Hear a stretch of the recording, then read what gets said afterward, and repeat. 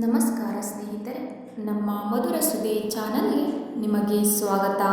ನಾವು ನಿಮಗಾಗಿ ಕೃಷ್ಣ ಸಂದೇಶವನ್ನು ಒತ್ತು ತರುತ್ತಿದ್ದೇವೆ.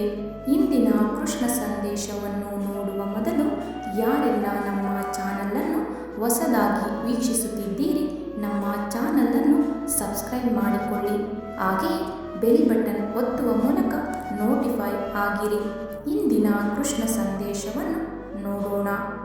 ನಗುವಿಗಿಂತ ಕಣ್ಣೀರೇ ಸತ್ಯಕ್ಕೆ ಸನಿಹವಾದದ್ದು. ನಾವು ಯಾರನ್ನು ನೋಡಿ ಬೇಕಾದರೂ ನಗಬಹುದು, ಆದರೆ ಕಣ್ಣೀರು ಆಗಲ್ಲ.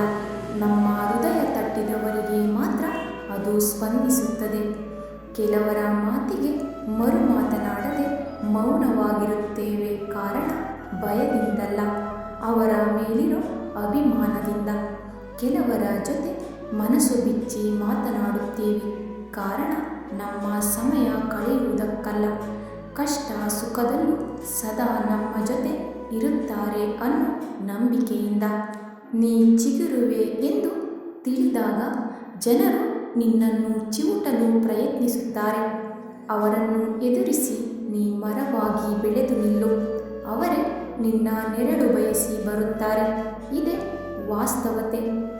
ಜಗತ್ತಿನ ಅನೇಕ ಸಮಸ್ಯೆಗಳಿಗೆ ಇವತ್ತಿಗೂ ಉತ್ತರ ಸಿಕ್ಕಿಲ್ಲ, ಆದರೆ ಜಗತ್ತು ಬೆಳೆಯುವುದು ನಿಂತಿಲ್ಲ.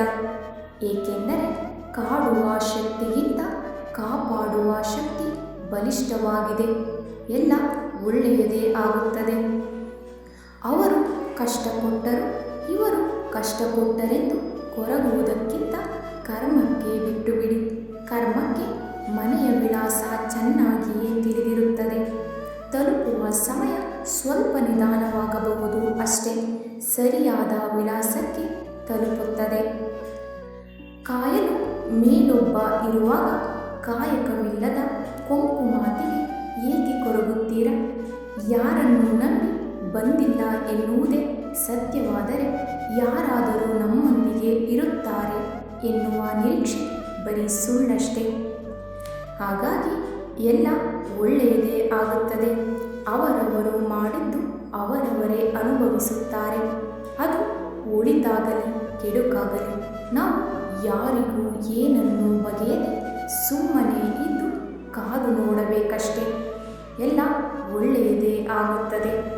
ಭಗವಂತ ಜೊತೆಗಿದ್ದಾನೆ. ಧನ್ಯವಾದಗಳು. ನಮ್ಮ ಪ್ರಯತ್ನ ನಿಮಗೆ ಇಷ್ಟವಾಗಿದ್ದಲ್ಲಿ ನಮ್ಮ ವಿಡಿಯೋಗೆ ಒಂದು ಲೈಕ್ ನೀಡಿ, ಹಾಗೆಯೇ ನಮ್ಮ ಚಾನಲನ್ನು ಸಬ್ಸ್ಕ್ರೈಬ್ ಮಾಡಿಕೊಳ್ಳಿ.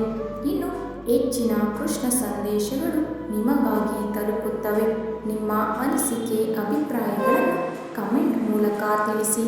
ಧನ್ಯವಾದಗಳು.